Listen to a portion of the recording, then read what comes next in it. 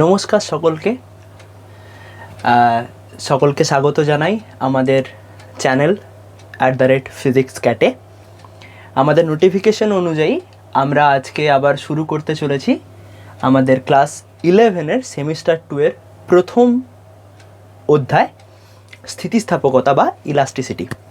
ওকে, so আমরা প্রতিবারই যখন একটা নতুন চ্যাপ্টার শুরু করব তো একটা কিছু ইন্টারেস্টিং সেন্টেন্স দিয়ে বা ইন্টারেস্টিং কোনো একটা বিষয় দিয়ে তোমাদের সামনে তুলে ধরবো, যাতে তোমরা জিনিসটার প্রতি ভালোভাবে অ্যাট্রাক্টেড হও। ওকে, সো প্রথমেই বলে রাখবো, যেহেতু এটা আমাদের অনলাইন মোড, অর্থাৎ সামনাসামনি আমি তোমাদের সামনে নেই, তাই আমি দেখতে পাবো না তোমরা কীভাবে করছো। অবশ্যই সকলকে জানাই good evening, good morning, good night, যা কিছু চলছে তোমাদের এখন। তো হ্যাঁ, যেটা বলছিলাম, তো তোমাদের যেভাবেই থাকো না কেন তোমরা অবশ্যই পেন পেপার নিয়ে বসবে এবং আমার সাথে সাথে নিজেরাও খাতাতে করবে, পরপর স্টেপ ওয়াইজ, নাহলে তোমাদেরকে বারবার এই ভিডিওটা আবার দেখতে আসতে হবে, ঠিক আছে? তো সেই রকম সময়, অফুরন্ত সময় তোমাদের কারো কাছে নেই, তাই বলবো তোমরা অবশ্যই খাতা পেন নিয়ে বসো এবং আমার সাথে সাথে সামনে এগিয়ে যাও। তো শুরু করছি আজকের চ্যাপ্টার এবং আমাদের ক্লাস 11 সেমিস্টার 2 এর প্রথম চ্যাপ্টার, স্থিতিস্থাপকতা বা ইলাস্টিসিটি। তো স্থিতিস্থাপকতা জানার আগে একটা প্রথম কথা তোমাদেরকে বলে রাখি, যেটা হচ্ছে আমাদের কোড লাইন হিসাবে এখানে আমরা কাজ করব। একটা যে কোনো অবজেক্ট, যে কোনো ধরনের অবজেক্ট, সেটা একটা 1D অবজেক্ট হতে পারে, 2D অবজেক্ট হতে পারে, 3D অবজেক্ট হতে পারে, যে কোনো ধরনের একটা অবজেক্ট, তার উপর যখন আমরা এক্সটার্নাল ফোর্স অ্যাপ্লাই করি, সেটা বেশি হতে পারে, কম হতে পারে, ডাজন্ট ইভেন ম্যাটার। তো সেই বডিটার মধ্যে একটা ডিফরমেশন আসে। ডিফরমেশন মানে কি, একটা বডির মধ্যে যে ইন্টারনাল মলিকিউলসগুলো আছে তাদের মধ্যে দুটো পয়েন্ট যদি আমি ধরে নিই, যে কোনো দুটো পয়েন্ট, তো তাদের মধ্যে আপেক্ষিক সরণ ঘটে। মানে ব্যাপারটা কীরকম, ধরো এটা একটা অবজেক্ট, এই অবজেক্টের মধ্যে আমি দুটো পয়েন্ট নিলাম, এ পয়েন্ট এবং বি পয়েন্ট, তাদের মধ্যে ডিস্টেন্স ধরো ডি। এবার যখন আমি তাদের উপর এক্সটার্নাল ফোর্স এফ অ্যাক্ট করাবো, কী হবে, বডিটা ইলংগেট হয়ে যাবে। এটা আমি জাস্ট বড় করে দেখাচ্ছি, এতটা হয়তো হবে না, but some amount of elongate হবে। আগে হয়তো এর পজিশন এখানে ছিল, বি এর পজিশন এখানে ছিল, এখন সেটা স্টেপ আপ হয়ে এখান থেকে এখানে চলে এসছে। তার মানে এখন তাদের মধ্যে ডিস্টেন্সটাও বেড়ে গেছে, ডিস্টেন্সটা ডি প্রাইম হয়ে গেছে লেটসে। এবার যদি আমি এটা ধরো এফ অ্যাক্ট করছে এখনও, আমি যদি এরপর এফটাকে তুলে নিই, তাহলে আবার কি হবে, সেটা নিজের পজিশনে ফিরে চলে আসবে। এটা কি করে এলো? আমি বাইরে থেকে ফোর্স অ্যাপ্লাই করেছিলাম বলে না সে ইলংগেট হয়েছে, সে আবার পুনরায় নিজের অবস্থায় ফিরে কীভাবে এলো? তো যেটা আমি বলছিলাম, আমি বাইরে থেকে ফোর্স অ্যাক্ট করেছে, তার জন্য সে ইলংগেট হয়েছে, ছেড়ে দিতে সে আবার নিজের জায়গায় চলে আসছে, কীভাবে এলো? This is the code concept of this chapter. আমরা এই পুরো চ্যাপ্টার ধরে এটাই বোঝার চেষ্টা করব যে এক্সটার্নাল ফোর্সের মাধ্যমে একটা বডি ইলংগেট হয় বা কম্প্রেসড হয়, তার সাইজ, শেপ বা যে কোনো ধরনের কনফিগারেশনের বা ডাইমেনশনের চেঞ্জ আসে। যখন এক্সটার্নাল ফোর্স রিমুভ করে নিই, সেটা আবার পুনরায় তার প্রাইমারি স্টেটে ফিরে চলে আসে একটা লিমিট পর্যন্ত, তারপর সে আর আসতে পারে না। আমরা এই চ্যাপ্টারে পড়ব কিভাবে এই ইলংগেশন বা কম্প্রেশন বা যে কোনো ধরনের যে চেঞ্জেস আসছে তাদের ডাইমেনশন বা কনফিগারেশনের, সেই চেঞ্জেসটা কেন আসছে, সেই চেঞ্জেসটা কতটা আসছে, তার ফলে ওর মধ্যে কী কী কোয়ান্টিটির কী কী ধরনের চেঞ্জেস আসছে, পুরো সব কিছু একদম সুন্দরভাবে আমরা ডিসকাস করব। তো আপাতত এটা হচ্ছে আমাদের মোটিভ, এই চ্যাপ্টারটা পড়ার মোটিভ হচ্ছে আমাদের এটা। চলো সামনে আগানো যাক। এরপর হচ্ছে আমাদের স্থিতিস্থাপকতা কি। দেখো, তোমাদের বইয়ে যে ডেফিনেশনটা দেওয়া আছে সেটা কি না, বাইরে থেকে কোনো একটা বস্তুর উপর বল প্রয়োগ করলে সেই বস্তুটার আকার, আয়তন বা কোনো ডাইমেনশনের চেঞ্জেস আসে। বস্তু সেই চেঞ্জেসটাকে বাধা দেয়, সেই চেঞ্জেসটা হতে বাধা দেয়, এবং যখন আমরা এক্সটার্নাল ফোর্সটাকে রিমুভ করে নিই, তখন সে আবার পুনরায় নিজের স্টেটে ফিরে চলে আসে। এটা তোমাদের বইয়ের ডেফিনেশন। এবার এই ডেফিনেশনের উপর বেস করে, ভিত্তি করে যদি আমি তোমাদেরকে একটা কোশ্চেন করি যে বলো তো রাবার और आयरन কে বেশি স্থিতিস্থাপক?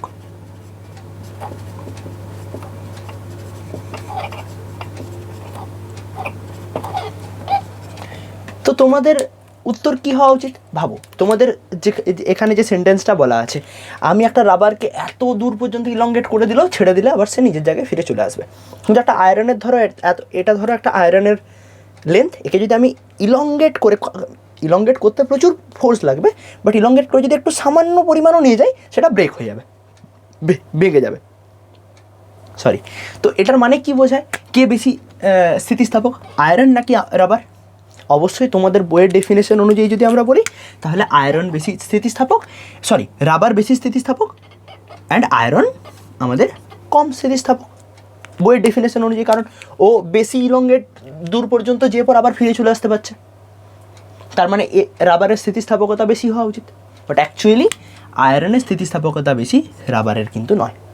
তো এই জিনিসটাকে, এই ডেফিনেশনটাকে তাহলে ভুল আমাদের যেটা বলা আছে বইয়ে ভুল নয়, শুধু একটা ফ্রেজ মিসিং আছে। সেই ফ্রেজটা হচ্ছে স্থিতিস্থাপক সীমার মধ্যে। চলো ডেফিনেশনটা আমি দেখাচ্ছি। তো এটা হলো আমাদের ডেফিনেশন, মানে যা কিছু ছিল সব ঠিক আছে। দেখো, বাহ্যিক বল প্রয়োগ করলে কোনো বস্তুর আকার বা আয়তন অথবা উভয়ই পরিবর্তন করার চেষ্টা করা হলে যে ধর্মের জন্য কোনোটা বস্তু সেই পরিবর্তনকে বাধা দেয় এবং বাহ্যিক বল অপসারিত হলে একটি নির্দিষ্ট সীমা পর্যন্ত বস্তু তার পূর্বের আকার ও আয়তন ফিরে পায়, সেই ধর্মকে তার স্থিতিস্থাপকতা বলে। অর্থাৎ এখন যদি আমি সেই প্রশ্নটার উত্তর দিতে যাই তাহলে তোমরা এই ব্যাপারটা বুঝতে পারবে। একটা রাবার, লেটসে এটা একটা রাবার আর এটা একটা আয়রন, তো এর ইলাস্টিক লিমিট কতটা? এতটা। লেটসে এতটা মানে কি, যে ও এতটা পর্যন্ত টানলে সে আবার ফিরে চলে আসতে পারবে। এর ইলাস্টিক লিমিট লেটসে এতটা। তো ঘটনাটা এখানে সংজ্ঞাতে কি বলছে, ইলাস্টিসিটি ডেফিনেশনে কি বলছে? স্থিতিস্থাপক সীমা পর্যন্ত যে বেশি বাধা দিতে পারবে, অর্থাৎ আমি এক্সটার্নাল ফোর্স অ্যাক্ট করাচ্ছি, সেখানে সে যতটা, যার বাধা বলটা বেশি হবে, অর্থাৎ যে নিজেকে কম ডিস্টর্টেড বা বিকৃত হতে দেবে। মানে ধরো এটা একটা রাবার, এটা একটা আমাদের প্লাস্টিক, ঠিক আছে? তো একে আমি ডিফর্ম করছি, ভেরি ইজিলি ডিফর্ম করছি। বাট ভেবে দেখো, ধরো এটা একটা ছাতা লেটসে, তো একে আমি ডিফর্ম করতে পারছি না ওর মতো। তার মানে কি, এর ইলাস্টিসিটি বেশি কার তুলনায়? এই প্লাস্টিকটার তুলনায়। Are getting my point? মানে ব্যাপারটা কীরকম, পয়েন্ট কোনটা ইম্পর্ট্যান্ট? এটা ইম্পর্ট্যান্ট যে ধর্মের ফলে বস্তু এই পরিবর্তনকে বাধা দেয়, এই পয়েন্টটা ইম্পর্ট্যান্ট। আর স্থিতিস্থাপক সীমার মধ্যে সে ফিরে চলে আসবে, এই পয়েন্টটা ইম্পর্ট্যান্ট। বুঝতে পেরেছি? মানে যে বেশি দূর পর্যন্ত গিয়ে পর বা বেশি ইলংগেট হওয়ার পর বা কম্প্রেসড হওয়ার পর সে আবার পুনরায় ফিরে চলে এসছে, এরকম ব্যাপারটা নয়। কে বেশি স্থিতিস্থাপক? না, যে বাধা দেবে বেশি, যে বিকৃত না হতে দেবে ভালোভাবে। Are getting my point? So that is the thing. এবার আমরা আসছি স্থিতিস্থাপকতার কারণ কি। মানে যদি আমরা কোর অফ আ ম্যাটেরিয়ালে যাই, একটা ম্যাটেরিয়ালের কিছু না কিছু প্রপার্টির জন্য তো ইলাস্টিক যে বিহেভিয়ারটা সেটা এসছে, তো সেই কোর কারণটা কি, কজটা কি, জাস্ট একটা ভিজুয়ালাইজ করার চেষ্টা করবো আমরা। সামনে আগে চলো, ভেরি ইন্টারেস্টিং কিছু তোমাদের জন্য অপেক্ষা করছে। Let's go further. Okay, so here it is. কী ব্যাপার না, আমি যদি একটা যে কোনো ম্যাটেরিয়ালের একদম অ্যাটমিক ভিউতে যদি যাই, তো এটা ধরে নেওয়া হয়, যখন তোমরা পরে সলিড স্টেট ফিজিক্স পড়বে তখন আরও ভালোভাবে বুঝতে পারবে, যে এক একটা অ্যাটম নিজেদের মধ্যে একটা স্প্রিং দ্বারা অ্যাটাচ থাকে, একটা ইনভিজিবল ইনফাইনাইটসিমাল টাইনি স্প্রিং দ্বারা অ্যাটাচ থাকে। তো ভেবে দেখো, আমার যদি এটা একটা ধরো ম্যাটেরিয়ালের ক্রস সেকশনাল ভিউ হয়, তাহলে এটা একটা অ্যাটম, এটা একটা অ্যাটম এবং নিজেদের মধ্যে ইনফাইনাইটসিমাল স্প্রিং দ্বারা অ্যাটাচড আছে। এবার আমি এক্সটার্নাল ফোর্স দ্বারা, ধরো এটা একটা পয়েন্ট পি, আমি একে যদি ডিস্টর্টেড করার চেষ্টা করি, ধরো এই পয়েন্টটাকে আমি যদি ডিস্টর্টেড করার চেষ্টা করি, সামহোয়ার এখানে যদি নিয়ে আসি, তো কী হবে না, এর সারাউন্ডিংয়ের যে মলিকিউলগুলো আছে, যেগুলো ইনভিজিবল স্প্রিং দ্বারা অ্যাটাচড আছে, তারা কি করবে না, নিজেদের মধ্যে ফোর্স অ্যাক্ট করিয়ে ওটাকে আবার ইকুইলিব্রিয়াম পজিশনে, অর্থাৎ মেন পজিশনে ফিরিয়ে আনার চেষ্টা করবে। কীরকম ব্যাপারটা, ধরো এটা একটা স্প্রিং, এটা ইলংগেট হয়েছে, তো এ কী করবে না, এই স্প্রিংটা নিজের দিকে টেনে একে আবার এই অবস্থায় নিয়ে আসতে চাইবে। এটা কম্প্রেসড হয়েছে, এ আবার ঠেলে একে এখানে নিয়ে আসতে চাইবে। একই রকমভাবে চারপাশে যে টোটাল 3 ডাইমেনশনালি ভাবো একটা পয়েন্ট, তার সারাউন্ডিংয়ে মলিকিউলগুলো আছে, তারা নিজেদের মধ্যে একটা স্প্রিং দ্বারা অ্যাটাচড আছে। একে যখনই আমি ডিস্টর্টেড করব, এর সারাউন্ডিংয়ের মলিকিউলগুলো ওই স্প্রিংটা দ্বারা ওকে অরিজিনাল পজিশনে ফিরিয়ে আনার চেষ্টা করবে। এবার একই রকম ভাবো পুরো একটা ম্যাটেরিয়ালের কথা। আমি যখন একটা ম্যাটেরিয়ালকে ইলংগেট করার চেষ্টা করছি, যে পয়েন্টে আমার যে ক্রস সেকশনে আমার ফোর্সটা কাজ করছে, সেই ক্রস সেকশনে সারাউন্ডিংয়ে বিভিন্ন মলিকিউল আছে, তারা তাদেরকে আবার পুনরায় নিজের পজিশনে ফিরিয়ে আনার চেষ্টা করবে। This is the cause of elastic force বা রেস্টোরিং ফোর্স। এই যে ফোর্সটা কাজ করছে, যেটার জন্য সে আবার অরিজিনাল পজিশনে ফিরে আসছে, এটাকেই আমরা বলি রেস্টোরিং ফোর্স। এটা কী জন্য হচ্ছে আমরা এটা ভাবতে পারি নিউটনস থার্ড ল অনুযায়ী, NLM3 কী বলে না, যে কোনো ফোর্সের সমান এবং বিপরীতমুখী প্রতিক্রিয়া বল থাকে, যে কোনো ক্রিয়ার সমান এবং বিপরীতমুখী প্রতিক্রিয়া বল থাকে। তার মানে কি হলো, আমি এক্সটার্নাল ফোর্স দিয়েছি, সেই রিলেটেড একটা রিয়াকশন ফোর্স এখানে এই বডিটার উপর কাজ করছে। বোঝাতে পেরেছি? ক্লিয়ার হয়েছে? তো রিয়াকশন ফোর্স হিসাবে আমরা ভাবতে পারি যে রিস্টোরিং ফোর্সটা এখানে জেনারেট করেছে। অ্যাকচুয়ালি যদিও এটার কারণ পোটেনশিয়াল এনার্জি, যে আমি যখনই এর উপর ফোর্স অ্যাপ্লাই করছি, সেই অ্যামাউন্ট অফ যে অ্যামাউন্ট অফ সে ইলংগেট হচ্ছে বা কম্প্রেসড হচ্ছে, সেই অ্যামাউন্ট অফ পোটেনশিয়াল এনার্জি ওর মধ্যে স্টোরড হচ্ছে, যেটা পরে কাইনেটিক এনার্জিতে কনভার্ট হচ্ছে এবং অবজেক্টটা আবার অরিজিনাল পজিশনে ফিরে আসছে। বাট ফর দিস ইনস্টেন্স আমরা কি ভাববো যে the reaction force because of the external ফোর্সের রিয়াকশন ফোর্স হিসাবে যে ফোর্সটার কারণে বডিটা আবার তার প্রাইমারি সিচুয়েশনে ফিরে আসছে, সেটাই হচ্ছে আমাদের রেস্টোরিং ফোর্স, যেটাকেই আমরা বলছি the cause of elasticity or elastic force, or we can say the cause of elasticity. I hope the thing is clear to everyone. আশা করি সবার কাছে স্থিতিস্থাপকতা এবং স্থিতিস্থাপকতার কারণ কি সেটা ক্লিয়ার হয়ে গেছে। এবার আমরা দেখব যে ডিফারেন্ট অবজেক্টগুলোর উপর স্থিতিস্থাপকতা কীভাবে কাজ করে, মানে স্থিতিস্থাপকতার উপর বেস করে, অর্থাৎ ইলাস্টিক বিহেভিয়ারের উপর বেস করে অবজেক্ট কী কী টাইপের হয়। আমি এটাকে 4 টাইপে ভাগ করেছি, যদিও বিভিন্ন বইয়ে বিভিন্ন রকমভাবে এটাকে ডিসক্রাইব করা থাকে।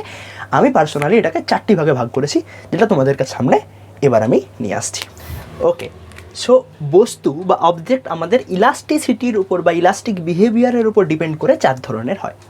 একটা হচ্ছে দৃঢ় বস্তু। দৃঢ় বস্তু মানে কি, যাকে কোনো রকমভাবে আমরা ডিফর্ম করতে পারবো না, তাকে বলা হয় দৃঢ় বস্তু। এবার আমরা যখন ডেফিনেশনগুলো দেখব, সেগুলো এদের সবারই আইডিয়াল কেসের ডেফিনেশনগুলো দেখব। অর্থাৎ দৃঢ় বস্তু বলতে পারফেক্ট যেটা দৃঢ় বস্তু, অর্থাৎ পূর্ণ দৃঢ় বস্তু যাকে আমরা বলে থাকি, তার ডেফিনেশনটা আমরা দেখব। পূর্ণ দৃঢ় বস্তু মানে কি, যাকে কোনো মতেই একটুও, মানে যেটাকে আমরা বাংলাতে বলে থাকি এক চুলও সরানো যাবে না, সেরকম কেসটা, যে একটা অবজেক্ট আছে, তাকে মানে বিন্দুমাত্র ডিফরমেশন করা যাবে না, বিন্দুমাত্র তার মধ্যে বিকৃতি আনা যাবে না, সেটাকে বলা হয় পূর্ণ দৃঢ় বস্তু। এবার কি না, স্থিতিস্থাপক বস্তু অলরেডি তোমাদের ডেফিনেশনগুলো এখানে হয়তো শো হবে, এখানটাতে হয়তো শো হবে। তো এবার আমরা জিনিসগুলো বুঝেও যাই ব্যাপারটা কীরকম। স্থিতিস্থাপক বস্তু মানে কি, যার মধ্যে ইলাস্টিক বিহেভিয়ারটা কমপ্লিটলি ভালোভাবে থাকবে। অর্থাৎ স্থিতিস্থাপক বস্তু মানে কি, যার মধ্যে ইলাস্টিক বিহেভিয়ার থাকবে, তাকে স্থিতিস্থাপক বস্তু বলবো, মানে সবাই স্থিতিস্থাপক বস্তু। এবার পারফেক্ট যদি আমরা বলি, অর্থাৎ আইডিয়াল যদি বলি, মানে পূর্ণ স্থিতিস্থাপক বস্তু যদি বলি, তার মানে আমি একটা যে কোনো অবজেক্ট, তাকে আমি যদি ইলংগেট করি, যতটা ইলংগেট করি, সে আবার পুনরায় নিজের অবস্থায় ফিরে চলে আসবে, একদম এক্স্যাক্টলি নিজের অবস্থায় ফিরে চলে আসবে, তাকে আমি বলবো পূর্ণ স্থিতিস্থাপক বস্তু। কিন্তু বাস্তবে সেটা হয় না, কিছুটা অ্যামাউন্ট অফ ডিফরমেশন থেকেই যায়। মানে যখন আমি একটা বডিকে ডিফর্ম করবো, ধরো একটা রাবার, তাকে যখন ডিফর্ম করবে, তুমি দেখবে হয়তো ভালোভাবে লক্ষ্য করবে যে যখন তুমি ওকে টেনে বাড়ি নাও, একটু যদি টানো, দেখবে ওর যে অরিজিনাল পজিশন ছিল, গোলটা ছিল, তার থেকে একটু গোলটা বড় হয়ে গেছে, মানে তার মধ্যে কিছুটা অ্যামাউন্ট অফ বিকৃতি মানে তোমার থেকে গেছে, কিছুটা অ্যামাউন্ট অফ ডিফরমেশন ওর মধ্যে থেকে যাচ্ছে, ঠিক আছে। যেটা আমরা পরে ম্যাগনেটিজম যখন পড়বো, তখন দেখবে যেটাকে আমরা বলে থাকি যে কোরসিভিটি, ঠিক আছে, সরি রিটেনটিভিটি, যে কিছুটা amount of magnetic field written করে থেকে যায়। যখন একটা ম্যাগনেটিক ম্যাটেরিয়াল, যখন তাকে ম্যাগনেটাইজড করা হয়, সে যখন ফিরে আসে, তখন আর সে অরিজিনাল পথে ফিরে আসে না, মানে অরিজিনাল পুরোটা, যখন আমি ধরো ম্যাগনেটিক ফিল্ড দিচ্ছি, একটা ম্যাগনেটিক ম্যাটেরিয়াল ধীরে ধীরে ম্যাগনেটাইজড হলো, এবার যখন আমি সেটা সরিয়ে নিলাম ম্যাগনেটিক ফিল্ডটা, তখন যখন ম্যাগনেটিক ফিল্ডটা ধীরে ধীরে জিরো করা হচ্ছে, তখন ওর মধ্যে কিন্তু ওর মধ্যে যে ম্যাগনেটাইজেশনটা, সেটা কমপ্লিটলি জিরো হচ্ছে না, কিছুটা অ্যামাউন্ট অফ ম্যাগনেটাইজেশন থেকেই যাচ্ছে, সেরকম ব্যাপারটা। ম্যাক্সিমাম যেটা তোমার প্র্যাকটিক্যাল ম্যাটেরিয়াল হয়, তাদের জন্য আমি যখন ডিফরমেশন করছি কিছুটা অ্যামাউন্ট অফ ডিফরমেশন থেকে যায় তার মধ্যে, কমপ্লিটলি নিজের অবস্থায় ফিরে আসতে পারে না। তো সেটাই বলছি, সেটা হচ্ছে প্র্যাকটিক্যাল স্থিতিস্থাপক বস্তু, আর একটা হচ্ছে আমাদের পারফেক্ট বা আইডিয়াল ইলাস্টিক বডি, মানে পূর্ণ স্থিতিস্থাপক বস্তু। এবার হচ্ছে অস্থিতিস্থাপক বস্তু। অস্থিতিস্থাপক বস্তু মানে কি, একটা ধরো মানে পারফেক্টলি প্লাস্টিক বডি, ঠিক আছে, মানে ধরো একটা প্লাস্টিক তাই যদি বাঁকিয়ে দিই সে ওরকম অবস্থায় থেকে যাবে। সো সেটাই হচ্ছে অস্থিতিস্থাপক বস্তু। মানে কি পূর্ণ অস্থিতিস্থাপক বস্তু কাকে বলবো না, বাইরে থেকে বল প্রয়োগ করলে একটা যে কোনো অবজেক্টের আকারের বা আয়তনের পরিবর্তন হবে, তো তার আর কোনো রকমভাবে পুনরায় অবস্থায় ফিরে আসবে না, যে যেমনভাবে যতটা ওকে ডিফর্ম করেছি ততটাতে ডিফর্ম হয়েই থেকে যাবে, সেটাকে আমরা বলবো অস্থিতিস্থাপক বস্তু। এটাও নিশ্চয়ই আইডিয়ালি হবে না, কারণ যতটা করেছি ততটা নিশ্চয়ই মানে কিছুটা অ্যামাউন্ট অফ হলেও সে ফিরে আসার চেষ্টা করবে, তো সেটাকে বলবো পূর্ণ অস্থিতিস্থাপক বস্তু। আর আংশিক মানে কি এই দুটো মিক্স করে থাকবে, কিছুটা অ্যামাউন্ট অফ মানে স্থিতিস্থাপক বস্তুর বিহেভিয়ার থাকবে, কিছুটা অ্যামাউন্ট অফ অস্থিতিস্থাপক বস্তুর বিহেভিয়ার থাকবে, তাকে বলবো আমরা আংশিক স্থিতিস্থাপক বস্তু। আশা করি এই চারটা বিষয় তোমাদের কাছে ক্লিয়ার হয়েছে। এবার আমরা আসবো যে স্থিতিস্থাপকতা যে বিষয়টা, অর্থাৎ ইলাস্টিসিটি একটা প্রপার্টি, যেটা ইলাস্টিসিটি মানে কি একটা প্রপার্টি, ঠিক আছে। তো এই প্রপার্টিটা একটা ম্যাটেরিয়ালের কী কী বিষয়ের উপর ডিপেন্ড করে, মেনলি দুটো ফ্যাক্টরসের উপর ডিপেন্ড করে, একটা হচ্ছে টেম্পারেচার, একটা হচ্ছে ইমপিউরিটি। আমি বলছি ব্যাপারটা কীরকম, চলো। তো এবার হলো আমাদের স্থিতিস্থাপকতা বা ইলাস্টিসিটি কোনো একটা ম্যাটেরিয়ালের কী কী বিষয়ের উপর ডিপেন্ড করে। প্রথম হচ্ছে আমাদের উষ্ণতা। উষ্ণতা মানে কি টেম্পারেচার। ধরো আমি মাত্র কি বললাম, ইলাস্টিসিটি কেন কাজ করে, দুটো পয়েন্ট বা দুটো অ্যাটম আছে, তাদের মধ্যে একটা ইনফাইনাইট সিমেল টাইনি স্প্রিং আছে। এবার ভাবো আমি যদি একে হিট আপ করি কী হবে, এই স্প্রিংটা ধীরে ধীরে দুর্বল হয়ে যাবে, মানে কি দুজনের মধ্যে সেপারেশনটা বেড়ে যাবে। সেপারেশন বেড়ে গেলে দুজনের মধ্যে যে ইন্টার অ্যাটমিক অ্যাট্রাকশন ফোর্স, দুটো অ্যাটমের মধ্যে যে আকর্ষণ বল সেটা কমে যাবে, আর আকর্ষণ বল কমে গেলে কি হবে, ইলাস্টিসিটি কমে যাবে। Very good. সো বেসিক্যালি কী হচ্ছে ঘটনাটা, টেম্পারেচার ইনক্রিজ করলে ইলাস্টিসিটি ডিক্রিজ করছে, অ্যাজ সিম্পল অ্যাজ দ্যাট। এবার অপদ্রব্যের ক্ষেত্রে কী ঘটনাটা হবে, অপদ্রব্যের ক্ষেত্রে অপোজিট ঘটনাটা হবে। আমি যখন দুটো অ্যাটমের মাঝখানে আর একটা কোনো একটা ইম্পিউরিটিকে ইনডিউস করে দিচ্ছি, তাদের মধ্যে অ্যাট্রাকশন ফোর্স কী হলো, বেড়ে গেল, অ্যাজ সিম্পল অ্যাজ দ্যাট। তার মানে কী হলো, যখন আমি ইম্পিউরিটি কোনো একটা মেটালে বা কোনো ধরনের ম্যাটেরিয়ালে অ্যাড করলাম, তার ইলাস্টিসিটি কী হবে, ইনক্রিজ করবে। বোঝা গেছে? এই দুটোই মেনলি আমাদের ফ্যাক্টরস যাদের উপর ইলাস্টিসিটি বা স্থিতিস্থাপকতা কোনো একটা ম্যাটেরিয়ালে ডিপেন্ড করে। ক্লিয়ার? Very good. তো এবার আমরা আসি একটা স্পেশাল কেসে, যেটাতে আমি তোমাদের নোট হিসাবে এটা অবশ্যই লিখবে, এটা নোট হিসাবে লিখে রাখো, এটা তোমাদের যে কোনো ধরনের প্রবলেম অ্যান্সার সলভিংয়ের ক্ষেত্রে তোমাদের কাজে লাগবে, ঠিক আছে। এই জিনিসটাকে তোমাদের সামনে একটু ডেসক্রাইব করে নিই, যাতে করে তোমাদের পরবর্তী ক্ষেত্রে যখন প্রবলেম অ্যান্সার করবে তখন যেন তোমাদের না আটকায়। ওকে, সো কী ব্যাপারটা বলছি, ধরো একটা কোনো অবজেক্ট আছে, এটা তাকে আমি দুদিক থেকে সেম অ্যামাউন্ট অফ ফোর্স দিয়ে টানছি, এদিকেও ধরো 10 নিউটন, এদিকেও ধরো 10 নিউটন, ধরো আমি বলছি 10 নিউটন, এদিকেও আমি বলছি ধরো 10 নিউটন ফোর্স দিয়ে আমি টানছি, কী হবে, অ্যাজ সিম্পল অ্যাজ দ্যাট, এটা ইলঙ্গেট হবে, বডিটা সাম অ্যামাউন্ট অফ ইলঙ্গেশন হবে। ধরো এখানে এল ছিল, এখানে ধরো আমার হয়ে গেছে let's say L plus delta L, ঠিক আছে। ধরো একটা ইলাস্টিক বিহেভিয়ারের জন্য ওর ইলঙ্গেশন হয়েছে। এবার এখানে ধরো আমি বলছি একটা ফোর্স দিয়েছি এখানে F2, এখানে একটা ফোর্স দিয়েছি F1, ধরো এর লেন্থ ছিল L। এখন কি হবে আমাকে বলো তো এই অবজেক্টটার উপর, এনিওয়ান কমেন্ট প্লিজ, করে দিয়েছো, ভেবে নিয়েছো, 1 2 3, চলো আমি বলছি ব্যাপারটা কীরকম না।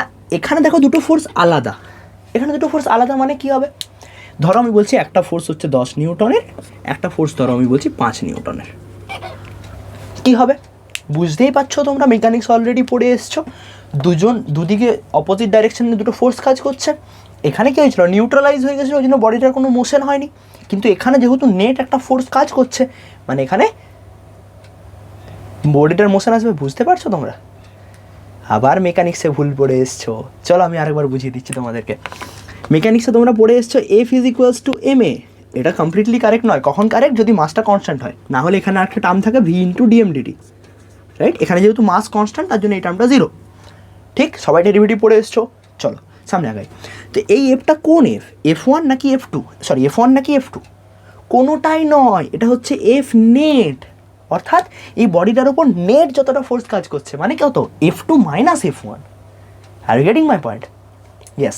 সো বেসিক্যালি ঘটনা হচ্ছে কি না, এফ নেট মানে 5 নিউটন, এই 5 নিউটন বলটা এই বডিটার এক্সিলারেশনের জন্য কাজে লাগবে, অর্থাৎ বডিটার মোশনের জন্য কাজে লাগবে। আর বাকি 5 নিউটনটা কি হবে, অর্থাৎ ধরো এই 10 নিউটনের কথা যদি বলি, আচ্ছা এটা ভালোভাবে আরও হয়, এটাকে আমি 8 নিউটন বলে দিই, তাহলে তোমাদের বুঝতে সুবিধা হবে, কারণ দুটো টার্ম তাহলে আলাদা হবে। তো কী হচ্ছে না, নেট ফোর্সটা কত, 2 নিউটন। সো এই 2 নিউটন ফোর্সটা এই বডিটাকে এই দিকে মুভ করাতে কাজে লাগবে, এই দিকে মুভ করাতে কাজে লাগবে, অর্থাৎ একটা সার্টেন এক্সিলারেশন দেবে, a is equals two 2/m। এই পরিমাণ এক্সিলারেশন নিয়ে বডিটা মুভ করবে এই দিকে, F2 দিকে, ঠিক কথা। তাহলে বাকি যে এই দিকের 8 নিউটন আর এই দিকের 8 নিউটন, সেটা কোথায় যাবে, সেটা কোথায় যাবে? যে পরিমাণ ফোর্সটা নিউট্রালাইজ হলো তার তো কোনো একটা কাজ করতে হবে, ফোর্স আছে মানে ওয়ার্ক ডান আছে। যদি না পারপেন্ডিকুলার ডাইরেকশন হয়, এটা তো পারপেন্ডিকুলার ডাইরেকশন নয়, তাহলে পারপেন্ডিকুলার ডাইরেকশনে নয় মানে নিশ্চয়ই কোনো একটা ওয়ার্ক ডান হয়েছে, পড়ে এসছো তোমরা W = F × S, একটা ফোর্স আছে মানে একটা ওয়ার্ক ডান হবে। তো সেই ওয়ার্ক ডানটা কিসে কাজে লাগবে? বডিটাকে ইলংগেট করতে কাজে লাগবে। অর্থাৎ কি হলো না, দুটো যদি তোমার সিমিলার ফোর্স কাজ না করে, দুজনের মধ্যে যদি ফোর্সের কিছুটা অ্যামাউন্ট অফ ভ্যালুর ডিফারেন্স থাকে, তাহলে যেটা কম ভ্যালু আছে এখান থেকেও সেই ততটা ভ্যালু নিয়ে এই যে F = F, এই কন্ডিশনটা তৈরি করে বডিটার ইলংগেশন হবে বা কম্প্রেশন হবে, মানে ইলাস্টিক বিহেভিয়ার দেখাবে। আর বাকি যেটুকু ফোর্স পড়ে থাকলো, অর্থাৎ নেট ফোর্স যেটা পড়ে থাকলো, সেটার জন্য বডিটার মোশন হবে। বোঝা গেছে? মানে এখানের জন্য যদি বলি তাহলে বডিটার 8 নিউটন এটার জন্য বডিটার ইলংগেশন হবে, আর 2 নিউটন ফোর্সের জন্য বডিটা সামনের দিকে মুভ করবে। ক্লিয়ার হয়েছে? এই ধরনের অনেক প্রবলেম কিন্তু তোমরা পাবে। ঠিক আছে, চলো সামনের দিকে আগানো যাক। তো বেসিক্যালি এই জন্যই আমি যখন বলবো যে তোমার স্ট্রেনের ডেফিনেশন বা স্ট্রেসের ডেফিনেশন সেখানে আছে, তখনই বলবো চলো সামনে আগানো যাক। Leave it. এতটা পর্যন্ত সবার কাছে ক্লিয়ার হয়েছে, চলো এরপর সামনে আগানো যাক। তো এবার আমরা স্টার্ট করছি স্ট্রেস বা পীড়ন। পীড়ন কাকে বলে? পীড়ন মানে হচ্ছে ওয়ান টাইপ অফ প্রেশার, ভাবতে পারো তোমরা। অ্যাকচুয়ালি প্রেশার নয়, কিন্তু প্রেশারের সাথে এর একটু ছোট্ট ডিফারেন্স আছে, বাট তোমরা ভাবতে পারো ব্যাপারটাকে নিয়ে। মানে বেসিক্যালি কীরকম, ফোর্স পার ইউনিট এরিয়া, এইভাবে ভাবো। মানে বেসিক্যালি কী ঘটনা না, ধরো এটা একটা অবজেক্ট, এই অবজেক্টের উপর আমি ফোর্স অ্যাক্ট করাচ্ছি, এই যে ক্রস সেকশন আছে এর উপর আমি ফোর্স অ্যাক্ট করাচ্ছি, ধরো F, আর এদিকটা ধরো আমি ফিক্স করে নিয়েছি। তার মানে কি হলো, এই যে ফোর্সটা অ্যাক্ট করাচ্ছি তার জন্য এখানে যে আমার রেস্টোরিং ফোর্স তৈরি হয়েছে, মনে রাখবে এই ফোর্সটার জন্য কিন্তু রেস্টোরিং ফোর্স তৈরি হয়েছে, সেটার জন্য ইলাস্টিসিটি কাজ করছে। এই ফোর্সটা কিন্তু ইলাস্টিসিটির জন্য দায়ী নয়, অ্যাকচুয়ালি ইনডাইরেক্টলি যদি বলি এই ফোর্সটার জন্যই সব কাজ হচ্ছে, বাট ইলাস্টিক বিহেভিয়ারটা কার জন্য আসছে, এই ফোর্সটার জন্য, এই রেস্টোরিং ফোর্সটার জন্য আসছে। কিন্তু মাথায় রাখা যাও, মানে এই রেস্টোরিং ফোর্সটা যে ক্রস সেকশনাল এরিয়াতে কাজ করছে, ধরো A, তাহলে F/A, এটাই হচ্ছে আমার স্ট্রেসের কারণ। স্ট্রেসটাকে আমরা সিগমা দ্বারা ডিনোট করি ম্যাক্সিমাম কেসে। তো সিগমা = F/A।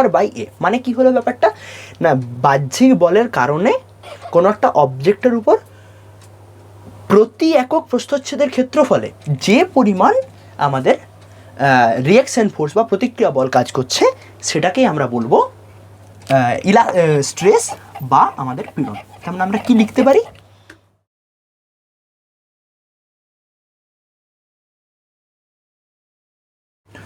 অর্থাৎ কি ব্যাপারটা না, বাহ্যিক বলের প্রভাবে কোনো বস্তুর প্রতি একক প্রস্থচ্ছেদের ক্ষেত্রফলে প্রযুক্ত প্রতিক্রিয়া বলকেই বলা হয় পীড়ন। মানে ব্যাপারটা কীরকম, যে সিগমা = F/A।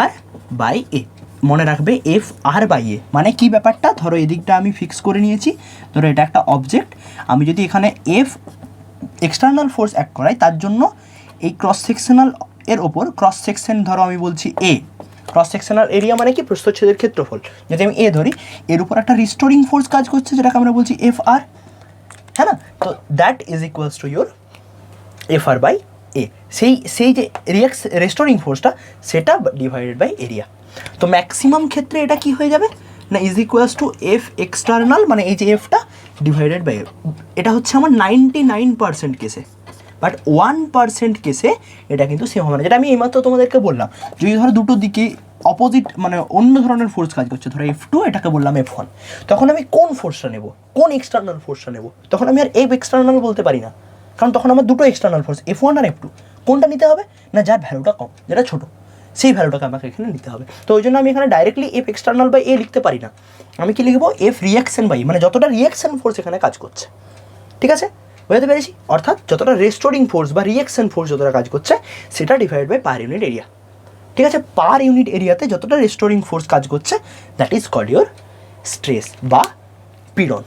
এবার যে কোনো ধরনের যখন আমরা নতুন একটা কোয়ান্টিটি জানতে পারি তখন আমরা কি করি না, তার আমরা ডাইমেনশন এবং ইউনিট ফাইন্ড আউট করার চেষ্টা করি। এটার ক্ষেত্রেও সিমিলারলি চেষ্টা করি সিগমার এসআই ইউনিট আর সিগমার সিজিএস ইউনিট আর সিগমার ডাইমেনশন, এই তিনটে কী হবে আশা করি সবাই জানো কীভাবে ফাইন্ড আউট করতে হয়। আগে ইকুয়েশন দেখব, সেখান থেকে এটাকে ডিসক্রাইব করব। এসআই ইউনিট কী হবে, ফোর্সের যা এসআই ইউনিট ডিভাইডেড বাই এরিয়ার যে এসআই ইউনিট সেটাই হবে এর এসআই ইউনিট, অর্থাৎ স্ট্রেসের এসআই ইউনিট কী হয়ে যাবে newton per metre square, or যেটাকে আমরা কি বলে থাকি pascal PA. Clear clear clear. Next হচ্ছে সিজিএস, সিজিএস কী হবে dyne per centimetre square, as simple as that. এবার ডাইমেনশন কী হয়ে যাবে না এফআর এর ডাইমেনশন কি, ফোর্সের ডাইমেনশন কি, এটা অবশ্যই মুখস্থ রাখতে হবে। যে কোনো যত এতদিন পর্যন্ত মেকানিক্স পড়ে এসছো আশা করি এটা জানো, যে কোনো জিনিস ডাইমেনশন ফাইন্ড আউট করার জন্য সবথেকে বেসিক যে ডাইমেনশন সেটা হচ্ছে ফোর্সের ডাইমেনশন, সেটা অবশ্যই সবাইকে মুখস্থ রাখতে হবে। কি সেটাও আমরা ফাইন্ড আউট করে নিতে পারবো। ফোর্স মানে কি মাস ইন্টু এক্সিলারেশন, এক্সিলারেশন মানে কি velocity per unit time, velocity মানে কি ডিস্টেন্স পার ইউনিট টাইম, মানে কি হয়ে গেল distance per unit time per unit time, সেটা হলো আমার এক্সিলারেশন ইন্টু মাস, মানে M L T to the power -2, তাহলে কি হলো M L T to the power -2 divided by area, এরিয়ার জন্য কি আসবে এল স্কোয়ার। বোঝা গেল। ডাইমেনশন মানে অবশ্যই থার্ড ব্র্যাকেটের আন্ডারে করতে হবে। সো আমি আলটিমেটলি কী পেলাম M L inverse T inverse 2। কথাটা কীভাবে বলছি আমি লক্ষ্য করো, এইভাবেই কথাটা বলবে L two the power -1 L two the power -2, এটা বলবে না, কি বলবে M L inverse T inverse 2। Clear হয়েছে? আশা করি এখনও পর্যন্ত ব্যাপারটা ক্লিয়ার হয়েছে। এবার আমরা আসছি ডিফারেন্ট টাইপস অফ স্ট্রেস, মানে স্ট্রেস কী কী টাইপের হয়। ঠিক আছে, টাইপ মানে কি যে ধরনের অবজেক্ট হবে অর্থাৎ যে ধরনের এক্সটার্নাল ফোর্স কাজ করবে সে অনুযায়ী ডিফারেন্ট টাইপ অফ স্ট্রেস হবে। মানে কি ধরো একটা অবজেক্ট আছে, এই অবজেক্টটার আমি একদম দুটো প্রান্ত দিয়ে করে আমি ফোর্স দিয়ে টানছি, তার জন্য কী হবে বডিটার এই লেন্থের চেঞ্জ আসবে, বডিটার লেন্থের চেঞ্জ আসবে, হ্যাঁ না, তাকে আমি এক ধরনের নাম দিলাম। এবার ধরো একটা গোল একটা ধরো বল রয়েছে, তাকে আমি চারদিক দিয়ে ফোর্স দিলাম। ধরো একটা বল আছে, তাকে আমি জলের ভিতরে ডুবিয়ে দিলাম, সমুদ্রের তলে চলে গেল, কী হবে ওয়াটার কী করবে তাকে সব অল পসিবল ডাইরেকশনে ওকে ফোর্স অ্যাপ্লাই করবে। পাস্কাল ল মনে আছে সবার, ক্লাস 9-10 পড়ে এসেছিলে। একটা যে কোনো অবজেক্ট যখন লিকুইডের মধ্যে ইমার্জ করে যায়, লিকুইড তার উপর সব ডাইরেকশনে সমান প্রেসার এক্সার্ট করে, সেটাকে আমরা বলেছিলাম পাস্কাল ল। সেই পাস্কাল ল অনুযায়ী সে সব ডাইরেকশনে সমান অ্যামাউন্ট অফ ফোর্স দেবে, তার জন্য বডিটা কম্প্রেস হয়ে অর্থাৎ শেপের পরিবর্তন হবে না, তার ভলিউমটা ডিক্রিজ করবে, অর্থাৎ সেটা এক ধরনের স্ট্রেস হলো। আবার ধরো কোনো একটা বই আছে, লেটস সে কোনো একটা যে কোনো ধরনের একটা বই আছে, ধরো আমার কাছে ধরো এই বইটা আছে, এই বইটা এবার আমি কী করলাম না এই নিচের এন্ডটাকে ফিক্স করে নিলাম, এবার এই এন্ডটা দিয়ে আমি ফোর্স অ্যাপ্লাই করলাম, এই এন্ডটা দিয়ে, এটা খুবই শক্ত, তার জন্য এখানে দেখানো যাচ্ছে না, আমি দেখাবো আর অন্য কোনো বই দিয়ে যখন আমি সেটা পড়াবো। ধরো এই বরাবর যদি ফোর্স অ্যাপ্লাই করি তাহলে কী হবে এই তলটা স্লাইস হবে, পরের তলটা হালকা হালকা করে স্লাইস হবে, বাট এই তলটা ফিক্স থাকলো, এটাকে এক ধরনের ফোর্স, এটাকে এক ধরনের স্ট্রেস বলবো আমরা। আশা করি ব্যাপারটা বোঝাতে পারছি। তো বেসিক্যালি এই সকল বিভিন্ন ধরনের এক্সটার্নাল ফোর্সের উপর ডিপেন্ড করে স্ট্রেসকে ডিফারেন্ট ক্যাটাগরিতে ভাগ করা হয়েছে। চলো দেখে নেওয়া যাক সেগুলো কী কী। ওকে, সো এবার হচ্ছে আমাদের পীড়ন বা স্ট্রেসের প্রকারভেদ। বেসিক্যালি আমাদের 3 ধরনের হয়, অনুদৈর্ঘ্য পীড়ন বা আমাদের লঙ্গিচুডিনাল স্ট্রেস, আয়তন পীড়ন বা আমাদের ভলিউম স্ট্রেস, আর থার্ড হচ্ছে কৃন্তন পীড়ন বা আমাদের সিয়ারিং স্ট্রেস। ব্যাপারটা কীরকম, ধরো অনুদৈর্ঘ্য পীড়ন, এটা 2 ধরনের হতে পারে। অনুদৈর্ঘ্য মানে কি দৈর্ঘ্যের পরিবর্তন, ব্যাপারটা বুঝতে পারছো। এবার সেটা 2 ধরনের হতে পারে, একটা প্রসারণ হতে পারে, একটা সংকোচন হতে পারে, তার জন্য দুটো আলাদা ভাগ করা হয়েছে। প্রসার্য পীড়ন বা যেটাকে আমরা বলি টেনসাইল স্ট্রেস, অর্থাৎ ধরো এটা একটা অবজেক্ট, এর উপর আমি এক্সটার্নাল ফোর্সটা এমনভাবে অ্যাক্ট করেছি যাতে করে মনে হচ্ছে দুটো বডিটাকে আমরা টানছি, ঠিক আছে, তার জন্য এটাকে বলা হয় টেনসাইল স্ট্রেস, টেনসাইল স্ট্রেস, ঠিক আছে। আর সংকোচন মানে কি উল্টোটা, অর্থাৎ এটা একটা অবজেক্ট আছে, এর উপর আমি ফোর্স এমনভাবে অ্যাক্ট করাচ্ছি যাতে করে বডিটার সংকোচন হয়, তাকে আমি কি বলবো কম্প্রেসিভ স্ট্রেস। আশা করি ব্যাপারটা ক্লিয়ার হয়েছে। এদের এটা কী হবে, ভ্যালুটা কী হবে না এই ফোর্সের জন্য যে পরিমাণ রেস্টোরিং ফোর্স কাজ করছে সেটাকে আমি যদি এফআর বলি তাহলে কি হয়ে যাবে অনুদৈর্ঘ্য পীড়ন, সিগমা লঙ্গিচুডিনাল, ওই জন্য এল বললাম, sigma L is equals to আমাদের কী হয়ে যাবে না এফআর বাই এরিয়া, আর এফআরটা 99% কেসে কী হয়ে যাবে এক্সটার্নাল এফ বাই এ। বোঝা গেল? ক্লিয়ার হয়েছে?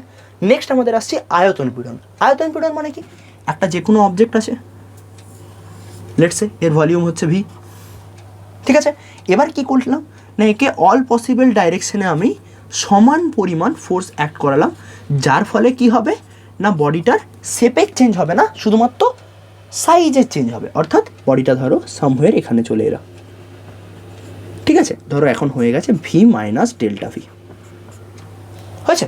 তো তখন আমাদের কি হয়ে যাবে না, তখন আমাদের এটাকে বলবো আয়তন পীড়ন। অর্থাৎ যখন আমাদের কি হবে না আয়তনের পরিবর্তন হবে, বাহ্যিক বলের প্রভাবে যখন আয়তনের পরিবর্তন হবে তখন তাকে আমরা বলবো আয়তন পীড়ন। যখন বাহ্যিক বলের প্রভাবে লেন্থের পরিবর্তন হলো অর্থাৎ দৈর্ঘ্যের পরিবর্তন হলো তাকে বললাম আমরা অনুদৈর্ঘ্য পীড়ন।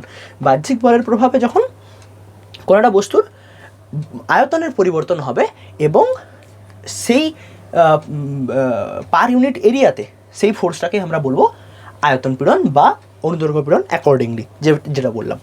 তো ডেফিনেশনটা তোমরা বই থেকে পেয়ে যাবে সুন্দরভাবে, আগে জিনিসটা বুঝে নাও ব্যাপারটা কীরকম। তো আয়তন পীড়ন কাকে বলে? আয়তন পীড়ন মানে ভলিউমের পরিবর্তন হবে এক্সটার্নাল প্রেসারের জন্য। ক্লিয়ার হয়েছে? অর্থাৎ sigma V is equals to কী হবে? Sigma V is equals to হয়ে যাবে আমার এক্সটার্নাল ফোর্সের জন্য যে reaction force FR divided by area. এবার ভেবে দেখো ম্যাক্সিমাম ক্ষেত্রে কি হবে না এটা প্রেসারের সাথে মোটামুটি সমান হবে, কারণ এটা ম্যাক্সিমাম ক্ষেত্রে আমাদের ওই লিকুইডের আন্ডারে কোনো একটা বল আছে তাকে ইমার্জ করা হবে, এই ধরনের প্রবলেমই বেশি থাকবে।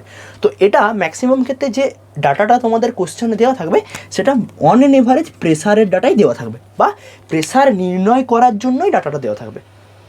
বুঝতে পারছি ব্যাপারটা? P is equals to H rho G সেটা থেকে হয়ে যেতে পারে বা ভি রো জি সেখান থেকে হয়ে যেতে পারে। তো ডিপেন্ড করছে এখন কী দেওয়া থাকবে সেই অনুযায়ী আমরা প্রবলেমগুলো করবো যখন তখন বুঝতে পারবে। তো এখন আপাতত এটুকু বোঝো যে ভলিউম স্ট্রেসের জন্য ম্যাক্সিমাম ক্ষেত্রে আমরা এফআর বাই এটাকে ডেল্টা পি দ্বারাই রিপ্রেজেন্ট করবো, কারণ আলটিমেটলি কী হচ্ছে ফোর্স পার ইউনিট এরিয়া সেটা আমাদের প্রেসারের মতোই কাজ করছে। তো লিকুইডের ক্ষেত্রে মানে ভলিউম স্ট্রেসের ক্ষেত্রে ম্যাক্সিমাম ক্ষেত্রে আমাদের প্রবলেমকে ডেল্টা পি দ্বারাই ডিল করতে হবে। অর্থাৎ সিগমা ভি অর্থাৎ volume stress is nearly about the pressure acting on that object. Clear? Next আমরা সামনের দিকে যাচ্ছি ক্লিন্টন পীড়ন বা সিয়ারিং স্ট্রেস। সিয়ারিং স্ট্রেসকে আমরা একই রকমভাবে সিগমা এস দ্বারা ডিনোট করলাম। সিগমা এস অর্থাৎ ক্লিন্টন পীড়ন। ক্লিন্টন পীড়ন মানে কি? ক্লিন্টন পীড়ন মানে হচ্ছে ধরো এটা একটা অবজেক্ট, এটার আমি 2 ডাইমেনশনাল ভিউ দেখালাম, অ্যাকচুয়ালি 3 ডাইমেনশনাল মানে সামহেয়ার এরকম একটা প্রপার্টি থাকবে, এরকম একটা অবজেক্ট থাকবে। আমি সেটা দেখাচ্ছি না, আমি জাস্ট 2D দেখাচ্ছি যাতে করে তোমাদের বুঝতে সুবিধা হয়। যখন আমি বিকৃতিটা দেখাবো অর্থাৎ স্ট্রেন দেখাবো তখন আমি এটাকে 3 ডাইমেনশনাল ভিউটা দেখাবো, বুঝতে সুবিধা হবে। এখন আমার শুধু এটুকু বুঝলেই চলবে যে পজিশনটা কার চেঞ্জ হচ্ছে। দেখো এদিকটাকে আমি ফিক্স করে নিলাম, এদিকটাকে আমি ফিক্স করে নিলাম, ধরো এটা দেওয়ালের বা টেবিলের উপর আমি ফিক্স করে নিলাম। এবার আমি কী করলাম না এখানে ফোর্স অ্যাপ্লাই করলাম, এখানে কী হবে বডিটা সামহেয়ার এদিকে বেঁকে যাবে, হ্যাঁ কি না? কারণ এই এন্ডটা তো পরিবর্তন হওয়ার কোনো জায়গা নেই, কারণ এটা তো আমাদের ফিক্স হয়ে গেছে। তো ওপরের দিকটা ধীরে ধীরে পরিবর্তন হলো, বেশি পরিবর্তন হলো, ধীরে ধীরে কম কম কম কম কম এইভাবে এলো। মানে কি হলো এখানে একটা চেঞ্জেস এলো, দেখতে পাচ্ছ ফাই। এখানে কার চেঞ্জ হয়েছে? এখানে অ্যাঙ্গেলের চেঞ্জ হয়েছে, অর্থাৎ বডিটা অ্যাঙ্গুলার ওয়েতে চেঞ্জ হয়েছে, এভাবে ছিল এইরকমভাবে চেঞ্জ হয়েছে। বুঝতে পারছি ব্যাপারটা? তো এই যে ফোর্সটা কাজ করছে সেটা কি এটা কি বরাবর কাজ করছে? ট্যানজেন্ট বরাবর কাজ করছে। ওই জন্য এই এক্সটার্নাল ফোর্সটার ধরো এখানে পুরো এক্সটার্নাল ফোর্সটাই ট্যানজেন্ট হিসাবে কাজ করছে। ধরো এখানে যদি এরকম ধরনের কোনো একটা ফোর্স কাজ করতো তার এই বরাবর যে কম্পোনেন্ট সেই ফোর্সটা শুধুমাত্র এই আমার ক্লিন্টন পীড়ন হিসাবে ইউজ হতো। মানে আমি কি বলতে পারবো না, আমি বলতে পারবো যে এখানে ধরো এক্সটার্নাল ফোর্স এফ, তো আমি বলতে পারি এফ আর যে রিঅ্যাকশন ফোর্স সেই এফ আর বাই এ, সেই রিঅ্যাকশন ফোর্সটা কার জন্য তৈরি হয়েছে না এই ট্যানজেন্সিয়াল ফোর্সের জন্য তৈরি হয়েছে। এখানে পুরোটাই ট্যানজেন্সিয়াল ফোর্স হিসেবে কাজ করছে, বাট যদি ট্যানজেন্সিয়াল ফোর্স হিসেবে পুরোটা কাজ না করতো তাহলে তার যে ট্যানজেন্সিয়াল কম্পোনেন্ট থাকতো, আমরা জানি যে কোনো একটা ফোর্স আছে তাকে 2 ডাইমেনশনালি আমরা দুটো দিকে ভাগ করে নিতে পারি। ধরো এটা একটা ফোর্স ভেক্টর, যদি এটা এক্স ডাইরেকশন হয় এটা ওয়াই ডাইরেকশন হয়, আর এই অ্যাঙ্গেলটা যদি থিটা হয় তাহলে আমি কি বলতে পারি না এক্স বরাবর কম্পোনেন্ট কত এফ কস থিটা, আর ওয়াই বরাবর কম্পোনেন্ট কত F Y is equals to F sine theta, হ্যাঁ না? 2 ডাইমেনশনালের কথা বলছি। তো বেসিক্যালি এখানে যদি পুরো ফোর্সটা কাজ না করতো তাহলে তার একটা সার্টেন কম্পোনেন্ট এই বরাবর কাজ করে যেত, অর্থাৎ ট্যানজেন্সিয়াল বরাবর কাজ করে যেত। তাহলে আমি কি বলতে পারি না ক্লিন্টন পীড়নের ক্ষেত্রে যে ফোর্সটা দায়ী তাকে বলবো tangential force F T by এ। বুঝতে পেরেছি? ক্লিয়ার হয়েছে? মানে বেসিক্যালি ব্যাপারটা কীরকম হয়ে গেল যে ক্লিন্টন পীড়ন sigma S shearing stress is equals to F R by A, যেটা ইজ ইকুয়ালস টু আমাদের কি না F tangential by A. Tangentially কতটা ফোর্স কাজ করছে সেটা আমাদের এখানে ইম্পর্টেন্ট। ক্লিয়ার? চলো এবার এবার কি হবে না, পীড়ন যেরকমভাবে হলো, পীড়নের জন্য কি হচ্ছে, বডিটা বিকৃত হচ্ছে, সেই জিনিসটাকেই আমরা বলি বিকৃতি বা স্ট্রেন। এবার ডিফারেন্ট টাইপস অফ স্ট্রেস যেমন, তেমনই ডিফারেন্ট টাইপস অফ স্ট্রেন হবে। মানে লেন্থের পরিবর্তন হলে তাকে বলবো লংগিটিউডিনাল স্ট্রেন বা অনুদৈর্ঘ্য বিকৃতি, যদি ভলিউমের চেঞ্জ হয় তাকে বলবো আয়তন বিকৃতি বা ভলিউম স্ট্রেন, যদি এরকম ধরনের আমার সিয়ারিং চেঞ্জ হয় তাকে বলবো সিয়ারিং স্ট্রেন বা কৃন্তন বিকৃতি। বোঝা গেছে? যেরকম ধরনের পীড়ন পড়লাম একই রকমভাবে আমরা বিকৃতি পড়বো। ক্লিয়ার? চলো সামনে আগানো যাক। চলো তো এবার আমরা পড়বো বিকৃতি বা স্ট্রেন, যেটাকে আমরা বলে থাকি। তো স্ট্রেন মানে কি?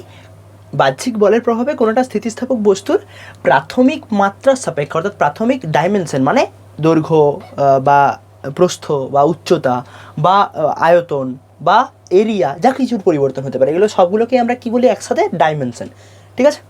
তো যে কোনো ধরনের একটা ডাইমেনশন প্রাথমিক ডাইমেনশনের সাপেক্ষে আনুপাতিক যে পরিবর্তন হয়, অর্থাৎ চেঞ্জ ইন ডাইমেনশন আপন অরিজিনাল ডাইমেনশন, যতটা চেঞ্জ হচ্ছে অরিজিনালের সাপেক্ষে, তাকে আমরা বলবো বিকৃতি বা স্ট্রেন। ক্লিয়ার হয়েছে ঘটনাটা? মানে বেসিক্যালি আমি কি বলতে চাইছি, ধরো আমাদের বিকৃতি যে কোনো ধরনের বডির ক্ষেত্রে বিকৃতি, অর্থাৎ সেটাকে আমরা এপসাইলন দ্বারা ডিনোট করি। এপসাইলন ইজ ইকুয়ালস টু কী হবে না, আমাদের যে প্রাথমিক মাত্রা যে ছিল, অর্থাৎ আমাদের অরিজিনাল যে ডাইমেনশন ছিল, অরিজিনাল ডাইমেনশন তার সাপেক্ষে যে যতটা চেঞ্জ হয়েছে, অর্থাৎ চেঞ্জ ইন ডাইমেনশন,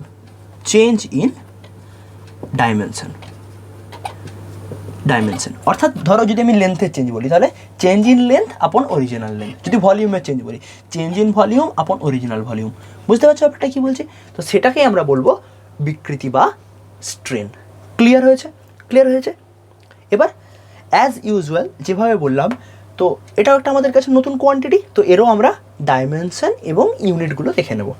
তো ধরো epsilon in SI, epsilon in CGS and এপসাইলনের ডাইমেনশন।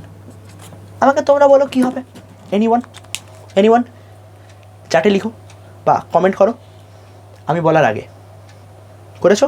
1 2 3 আমি বলি ওকে। দেখো তো এটা হচ্ছে একটা বোকা বানানো অ্যাকচুয়ালি। দেখো তো ওপরেও আছে একটা সার্টেন ডাইমেনশন, নিচেও আছে ডাইমেনশন, অর্থাৎ length by length, volume by volume, area by area, pressure by pressure, যাই বলি না কেন ডাইমেনশনগুলো কেটে যাচ্ছে। সো বেসিক্যালি ইউনিটও নেই, ডাইমেনশনও নেই। ডাইমেনশন নেই মানে কি লিখবো আমরা? m⁴, l⁴, t⁴। ক্লিয়ার সবার কাছে ব্যাপারটা? ক্লিয়ার? ইন্টারেস্টিং না? ইয়েস। চলো সামনে আগানো যাক। আমরা এরকম অনেক কিছু ইন্টারেস্টিং ফ্যাক্ট বলবো, কিন্তু তোমাদেরকে ফলো করে করে যেতে হবে, কখনো থেমে গেলে হবে না। আর যদি তোমরা ভাবো যে এই ভিডিওগুলো একদিনে দেখে করে শেষ করবে, পরীক্ষার 2 দিন আগে দেখছো, কোনো লাভ নেই। তার জন্য ওয়ান শট ভিডিও হয়তো আমি পরে বানাবো, বাট আপাতত আগে তোমরা এখন থেকে শুরু করো, এখন থেকে ফোকাস দিয়ে শুরু করো, ঠিকভাবে ভিডিও দেখো, নোট করো, বই পড়ো, and then problem answer solve করো তোমাদের কাছে। কারণ এই ইয়ারে, এই সেমিস্টারে তোমাদেরকে বড় কোশ্চেনও সলভ করতে হবে, আবার মানে ডেরিভেশনও করতে হবে, আবার নিউমেরিক্যালও করতে হবে। তো আগের ক্ষেত্রে কী ছিল, শুধুমাত্র শর্ট কোশ্চেন ছিল, এমসিকিউ তোমাদেরকে সলভ করতে হবে, তার জন্য হয়তো এতটা এফোর্ট দিতে হয়নি, বাট এবারে তোমাদেরকে এফোর্টটা দিতে হবে। সেইভাবে মন দিয়ে জিনিসগুলো পড়ো, কারণ তোমাদেরকে বড় কোশ্চেনেরও অ্যান্সার করতে হবে, ছোটো কোশ্চেনেরও অ্যান্সার করতে হবে। সো বেসিক্যালি ভিডিও দেখো, একটা আইডিয়া পুরো তৈরি হলো। আমি আবারও বলেছি, প্রথমের দিনেই বলেছিলাম যে ভিডিও দেখার আগে একবার পড়ে নাও, যদি সময় হয় তো, যদি না হয় তো ফাইন, নট অ্যান ইস্যু। আমি পুরোটাই মোটামুটি পড়িয়ে দেওয়ার চেষ্টা করছি, যতটা তোমাদের আছে বা তার থেকেও বেশি দেওয়ার চেষ্টা করছি, কিছুটা অ্যামাউন্ট অফ, যেটা যাতে করে তোমরা জিনিসটা ভালোভাবে বুঝতে পারো। এবার তোমরা বইটা রিডিং পড়ে নাও, পড়ে নিলে এবার প্রবলেম অ্যান্সার স্টার্ট করো, প্রবলেম সেট 1, প্রবলেম সেট 2, যেখানে আটকাও আমাকে কমেন্ট করো, হোয়াটসঅ্যাপ করো, আমি সলভ করে পাঠিয়ে দেবো। চেষ্টা করছি যদি তোমাদের পুরো সলিউশনটাই করে দেওয়া যায়, সেটা হয়তো একটু টাইম লাগবে। তো এখন আপাতত তোমরা নিজেরা করে যাও, আমার আশায় বসে থেকো না, বা কোনো একটা জায়গার আশায় বসে থেকো না, নিজে ট্রাই করো। কারণ নিজে যতক্ষণ না অবধি ট্রাই করবে না, বুঝতে পারবে যে কোন জায়গাতে আমার ফল্টগুলো হচ্ছে, সেই জায়গাতে এসে পর নিজেকে স্ট্রাইক করো, আবার সামনে এগিয়ে যাও। চলো এবার আমরা সামনে এগিয়ে যাই। তো এবার আমরা আসছি অনুদৈর্ঘ্য বিকৃতি বা আমাদের বলতে পারি লংগিটিউডিনাল স্ট্রেন। অর্থাৎ কী ব্যাপারটা না, কোনো একটা অবজেক্ট আছে, তাকে আমি এক্সটার্নাল ফোর্স অ্যাক্ট করিয়েছি। এবার কী হবে না, মূলত যদি দৈর্ঘ্যের হ্রাস বা বৃদ্ধি হয়, তাকে আমরা বলবো কি অনুদৈর্ঘ্য বিকৃতি। মানে ব্যাপারটা কীরকম, ধরো এটা একটা অবজেক্ট ছিল, এর উপর আমি ফোর্স এক্সার্ট করিয়েছি, লেটস সে এফ, ঠিক আছে। এবার আমি কি করলাম, এদের মধ্যে ডিস্টেন্স, ধরো এই বডিটার লেন্থ হচ্ছে এল, এবার কী হয়েছে, ফোর্স অ্যাক্টিংয়ের জন্য এই বডিটা ইলংগেট হয়েছে, as simple as that, elongate হয়েছে, হ্যাঁ কি না? তো ধরো এখন এর লেন্থ হয়ে গেছে এফ অ্যান্ড লেটস এফ, এর লেন্থ ধরো হয়ে গেছে এল প্লাস ডেল্টা এল, কিছুটা অ্যামাউন্ট অফ চেঞ্জেস এসছে। তো আমি কি বলবো না, অনুদৈর্ঘ্য বিকৃতি যদি আমরা বলি তো এপসাইলন এল লংগিটিউডিনালের জন্য সাফিক্সে এল লিখলাম, epsilon L is equals to কী লিখবো না, চেঞ্জ ইন লেন্থ কতটা চেঞ্জ হয়েছে, ডেল্টা এল পরিমাণ চেঞ্জ হয়েছে, সো ডেল্টা এল আপন অরিজিনাল লেন্থ এল। সবার কাছে ব্যাপারটা ক্লিয়ার হয়েছে? অনুদৈর্ঘ্য বিকৃতি মানে কি বললাম, এক্সটার্নাল ফোর্সের জন্য বডি যদি মূলত লেন্থে চেঞ্জ হয় তাকে আমরা বলবো অনুদৈর্ঘ্য বিকৃতি বা লংগিটিউডিনাল স্ট্রেন। তো longitudinal strain is equals to কী লিখবো আমরা না, change in length upon original length. কী বললাম,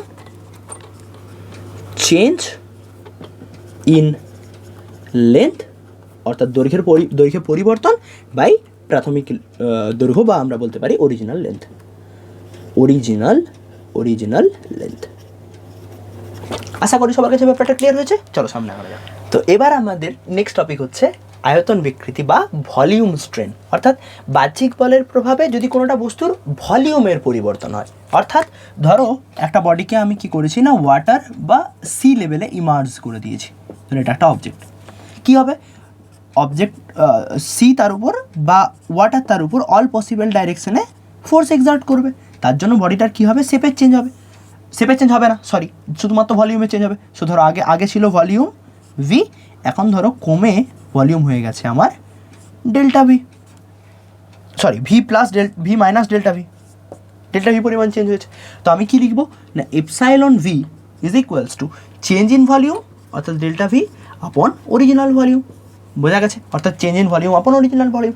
এবার 99% কেসে কী হয় না, এই ভ্যালুটা নেগেটিভ হয়। কেন? কারণ ম্যাক্সিমাম ক্ষেত্রে যদি আমরা ইলংগেট করতে চাই তো আমরা কখনোই অল পসিবল ডাইরেকশনে সেম ফোর্স দিতে পারবো না, তার জন্য আমাদের কিছুটা অ্যামাউন্ট অফ শেপের চেঞ্জ হয়েই যাবে।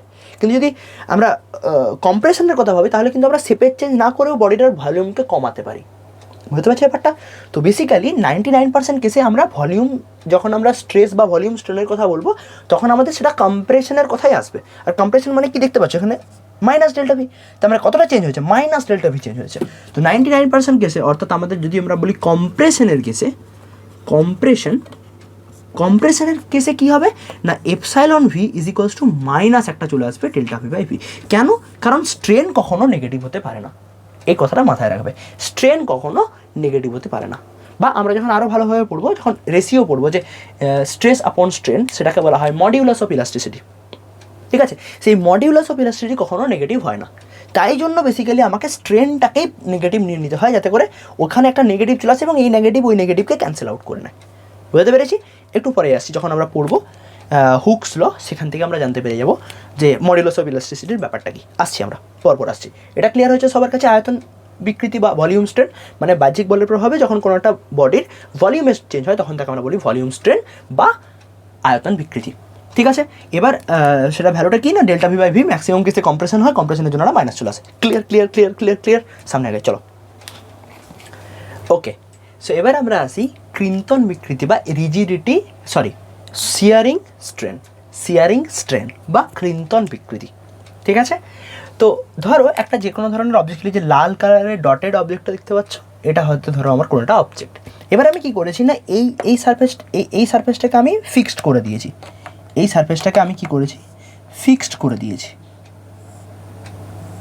ঠিক আছে? এই সারফেসটাকে আমি কি করেছি, ফিক্সড করে দিয়েছি।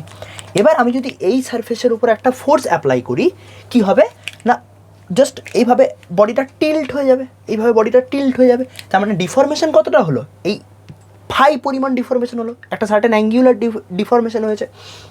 এটা হচ্ছে আমার এখানে বিকৃতি, অর্থাৎ ক্রিন্তন বিকৃতি বেসিক্যালি একটা অ্যাঙ্গেল, আর কিছু নয়। ক্লিয়ার হয়েছে? মানে কি চেঞ্জ হয়েছে দেখো, এটা আমার অরিজিনাল লেন্থ ছিল, এখন কি হয়েছে না, কিছুটা অ্যামাউন্ট অফ এই লেন্থটা চেঞ্জ হয়ে গেছে। কতটা চেঞ্জ হয়েছে, ডেল্টা এল পরিমাণ চেঞ্জ হয়েছে, দেখতে পাচ্ছ? এই ডেল্টা এল পরিমাণ ও তোমার টিল্ট হয়ে গেছে।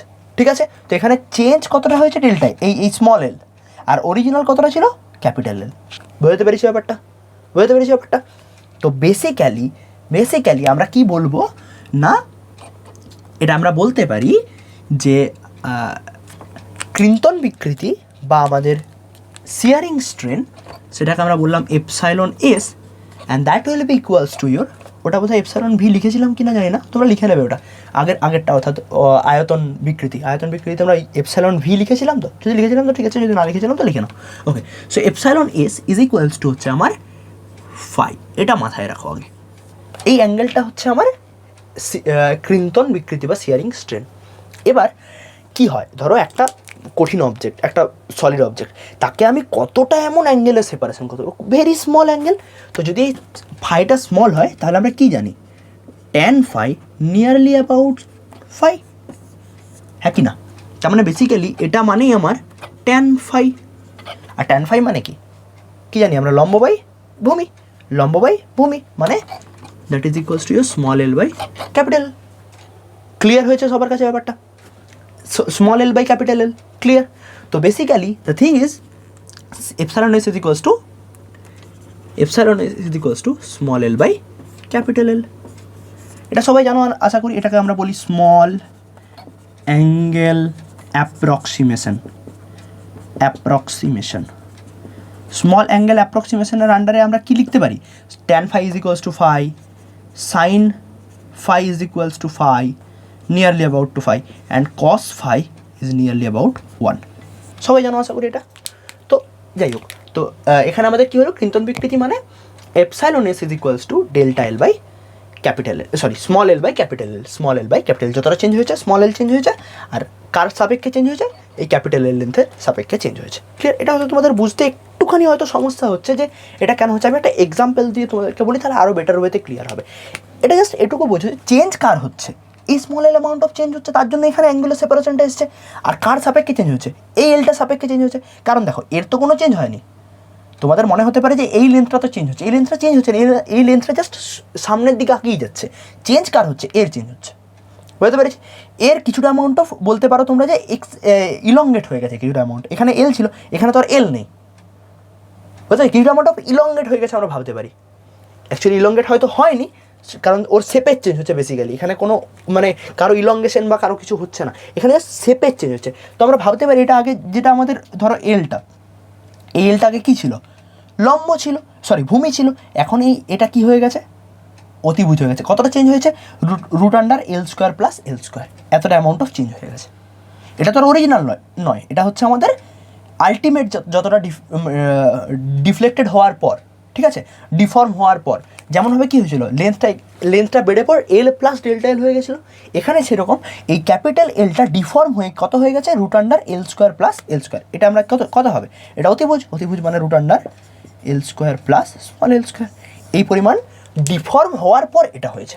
তাহলে অরিজিনাল কত ছিল, এল ছিল, আর স্মল এল চেঞ্জ হয়েছে, এখন ডিফর্ম। আশা করি এখন ব্যাপারটা ক্লিয়ার হয়েছে সবার কাছে।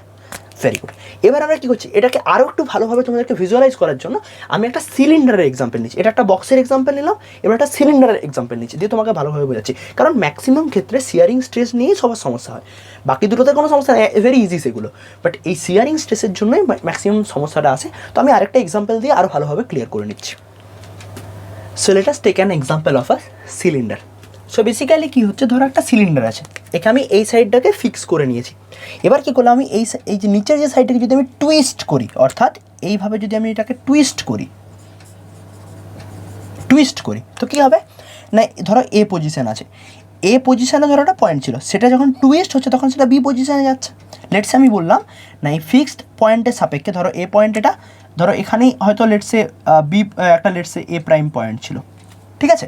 তো এই পয়েন্টটার সাপেক্ষে এর পজিশন ছিল আগে এ, এই পয়েন্টটার পজিশন ছিল আগে এ, এখন টুইস্ট করার পর এর পজিশন ধরো হয়ে গেছে বি। বুঝতে পেরেছি?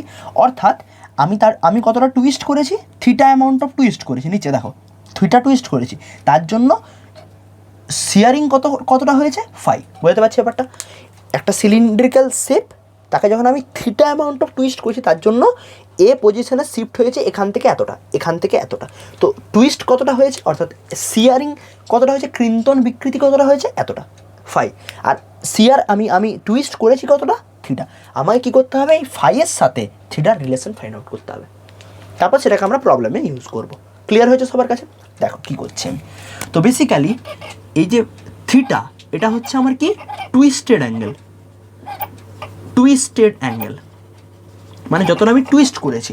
অ্যান্ড ফাইটা তোমার কি না, ফাইটা হচ্ছে আমার শিয়ারিং অ্যাঙ্গেল, অর্থাৎ ক্রিন্তন শিয়ারিং অ্যাঙ্গেল, বা আমরা বলতে পারি শিয়ারিং স্ট্রেন, ক্রিন্তন বিকৃতি। এটাই ক্রিন্তন বিকৃতি। ফাইটাই হচ্ছে আমাদের কি, ফাইটাই হচ্ছে আমাদের শিয়ারিং স্ট্রেন, শিয়ারিং স্ট্রেন। ক্লিয়ার হয়েছে সবার কাছে ব্যাপারটা? এরপর ধরো আমি এর রেডিয়াস ধরে নিলাম, রেডিয়াস ধরে নিলাম আমি স্মল আর, আর লেন্থটা ধরে নিলাম ধরো স্মল এল। ক্লিয়ার হয়েছে? অর্থাৎ আর আমি ধরে নিলাম রেডিয়াস অ্যান্ড এল আমি ধরে নিলাম লেন্থ অফ দ্য সিলিন্ডার। এবার আমি কি করবো, ফাইয়ের সাথে থিটার রিলেশন ফাইন্ড আউট করবো। দেখো আমি যদি এই একটা কোণ ভাবি, অর্থাৎ ওপরের দিক থেকে ভাবো, এটা একটা কোণ যদি ভাবি, তার এটা হচ্ছে আমার এ আর বি, এই যে চাপটা, বৃত্তচাপটা, আর অ্যাঙ্গেলটা কত ফাই, আর রেডিয়াসটা কত আমার এল। বুঝতে পেরেছি?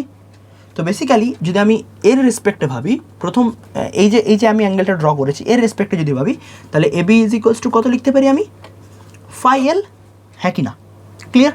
আবার ভাবো, এখান থেকে ভাবো, এই পয়েন্ট থেকে আমাদের একটা এরকম একটা কোণ তৈরি হয়েছে, দেখতে পেয়েছো? যার এই অ্যাঙ্গেলটা হচ্ছে আমার থিটা, আর এটা হচ্ছে আমার এবি, আর এটা হচ্ছে আমার আর রেডিয়াস। তাহলে এখান থেকে আমি কি পাচ্ছি, AB is equals to theta into R, বা আমরা বলতে পারি সিম্পলি আর ইন্টু থিটা। এটা যদি আমি বলি ইকুয়েশন নাম্বার 1, এটা যদি আমি ইকুয়েশন নাম্বার 2, তাহলে এই দুটো ইকুয়াল মানে আমি কি লিখতে পারি, R theta is equals to phi L. আমাকে কী বার করতে হবে, আলটিমেটলি ফাই বার করতে হবে।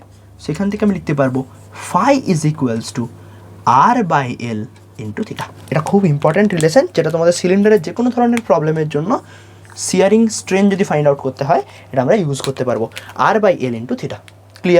ক্লিয়ার সবার কাছে? ক্লিয়ার হয়ে গেছে? চলো, এই ছিল আমাদের বিকৃতি বা স্ট্রেনের ডিফারেন্ট প্রকারভেদ। ক্লিয়ার হয়েছে? সবাই কিন্তু অবশ্যই ফলো করো।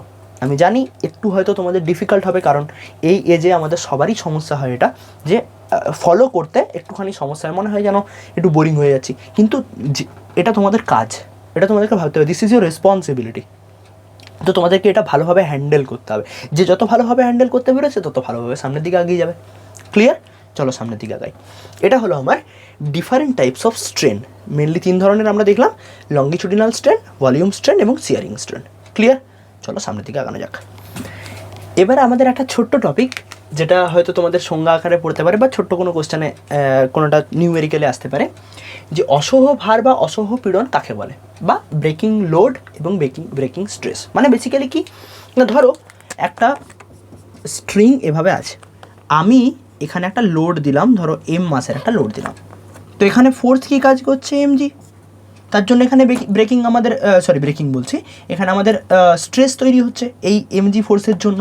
তো বেসিক্যালি এখানে যদি আমরা স্ট্রেস ফাইন্ড আউট করতে যাই, সেটা কী হয়ে যাবে না, এর যে এরিয়া, যদি আমি এ ধরি, তাহলে F by A and that will be your MG upon A. এবার ব্রেকিং স্ট্রেস বা ব্রেকিং লোড কাকে বলবো না, এই এমটা যদি এমন হয় যাতে করে এই স্ট্রিংটা কাট করে যায়, অর্থাৎ স্ট্রিংটা ছিঁড়ে যায়, তখন আমি এই লোডটাকে বলবো ব্রেকিং লোড। এবং তার জন্য যে পরিমাণ স্ট্রেস তৈরি হচ্ছে, প্রতি একক ক্ষেত্রফলে যে পরিমাণ ফোর্স কাজ করছে, অর্থাৎ এমজি কাজ করছে, সেটাকে আমরা বলবো পার ইউনিট এরিয়াতে, সেই এমজিটাকে আমি বলবো ব্রেকিং স্ট্রেস। বোঝা গেল? মানে যে পরিমাণ ভার দ্বারা বাহ্যিক বল প্রয়োগ করলে একটা বস্তু ছিঁড়ে যায় বা ভেঙে যায়, তাকে আমি বলবো ব্রেকিং লোড বা অসহ ভার। এবার ওই ভারের জন্য যে পরিমাণ ফোর্স কাজ করছে পার ইউনিট এরিয়াতে, তাকে বলবো আমরা ব্রেকিং স্ট্রেস। ক্লিয়ার? এটা হলো আমাদের ফার্স্ট পার্ট অফ ইলাস্টিসিটি। মানে এখানে আমরা কি জানলাম, ইলাস্টিসিটি কী জিনিস, ইলাস্টিসিটি কী বিষয়ের উপর ডিপেন্ড করে, ইলাস্টিসিটি কেন হয়, ইলাস্টিসিটির জন্য যে মেন দুটো প্যারামিটার, সেটা হচ্ছে স্ট্রেস এবং স্ট্রেন। স্ট্রেস কী জিনিস, স্ট্রেস কী টাইপের হয়, স্ট্রেন কী জিনিস, স্ট্রেন কী টাইপের হয়, এবং আমরা অ্যাট লাস্ট পড়লাম ব্রেকিং লোড এবং ব্রেকিং স্ট্রেস। আশা করি ভিডিওটা সবার ভালো লেগেছে। Thank you so much. আমরা আবার এরপর নেক্সট আসবো স্ট্রেস স্ট্রেন গ্রাফ।